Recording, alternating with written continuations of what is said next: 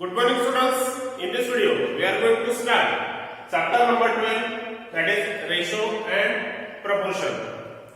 In this chapter, first of all we are going to learn ratio. Students, we can compare two quantities by taking their difference. For example, height of Chetan is 150 centimeter and height of Chandan is 130 centimeter. Therefore, we can write here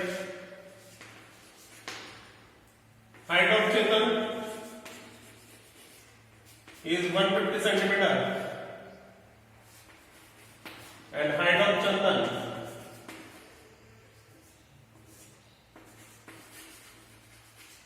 is 130 centimeter. Now students, here if we take difference of these two heights, that is height of Chetan and height of Chandan, then 150 difference is equal to 150 centimeter minus 130 centimeter, which is equal to 20 centimeter. Therefore students, here difference is 20 centimeter. Therefore, we can say that here Chetan is 20 centimeter taller than Chandan. I repeat, Chetan is 20 centimeter taller than Chandan.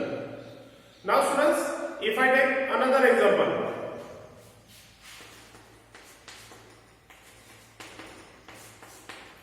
cost of a pen is equal to rupees 20 and cost of a pencil is equal to rupees 5.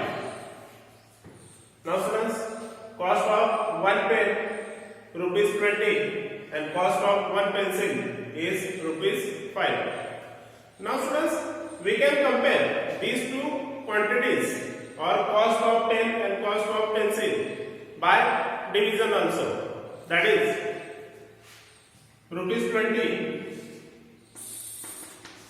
divided by rupees 5, that is cost of one pen divided by cost of one pencil.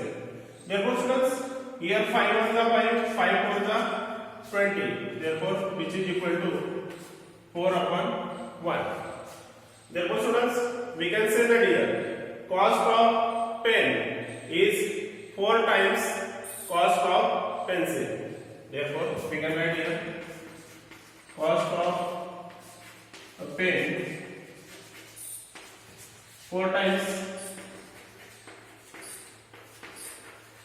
cost of a pencil. Now students, here we can compare cost of pen and pencil by how many times? Here cost of one pen 4 times cost of one pencil. In this way we can compare two quantities by division or by how many times. Therefore students, if we compare two quantities by division or by how many times, then it is called ratio. I repeat, if we compare two quantities by division or by how many times, then it is said to be ratio. Students, ratio is denoted by this symbol. Students, if we take this example, then this comparison of two quantities or division of these two quantities we can show by this ratio symbol. Therefore, we can write here 4, this ratio symbol and 1. Now, numerator we can write first and denominator we can write second, and between these two we write ratio symbol. Now we can read this 4:1. We can read this 4:1.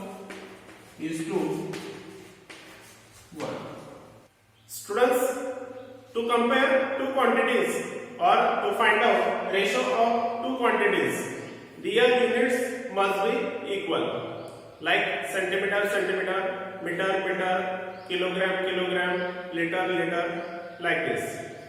Students, if units are different, units of two quantities are different, then we cannot find out ratio of these two quantities.